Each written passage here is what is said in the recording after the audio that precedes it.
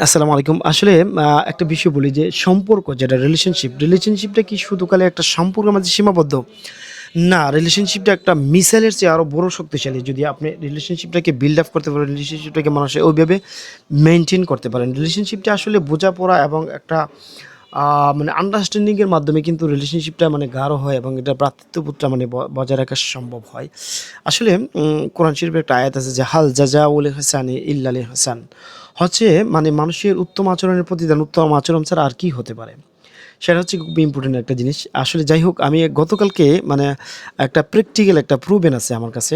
যেজন্য বলছি আরকি। আমার কাছে ৳২০০ ছিল। আমি লালকান বাজার থেকে নাইমা গণিবাজারে আসতে হয় কোনো একটা পরিবহন দিয়ে ৳১০ ভাড়া আরকি। তো সেক্ষেত্রে আমার পকেটে ছিল ৳২০০ কোনো চেঞ্জ ছিল না। মানে ভাঙতি ছিল না।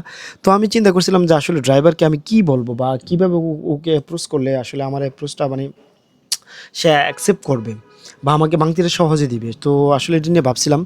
পরিবহন লাইনের আসলে মানে মানুষগুলা মানে একটু মানে উইয়ার্ড টাইপের হয় আরকি। মানে যে জিনিসটা আসলে আমি তাদেরকে আসলে ক্ষীণ করার জন্য উদ্দেশ্যে বলিনি। সব প্রফেশনকে আমি সম্মান করি। তো তাদের মাঝে বেশিরভাগ এই লক্ষণটা দেখা যায় আরকি। তো আমি যখন ৳২০০ দিলাম, ৳২০০ অ্যাপ্রোচটা আমার সুন্দরই ছিল। আমি যেটা মনে করি আরকি।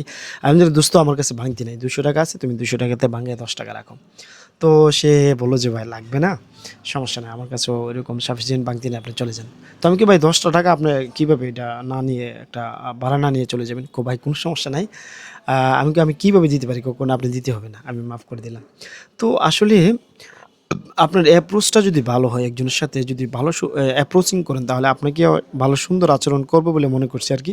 তবে কিছু মানুষ আছে উইয়ার্ড টাইপের, কিছু মানুষ উদ্ভট টাইপের হয়। এটা একটা কিছু ব্যাপার আছে সূরা বাকারাতে বলা হয়েছে যে, "খাতামাল্লাহু আলা কুলুবিহিম ওয়া আলা সামিইহিম ওয়া আলা আবসারিহিম গিশাওয়াতুন ওয়া লাহুম আযাবুন আযীম।"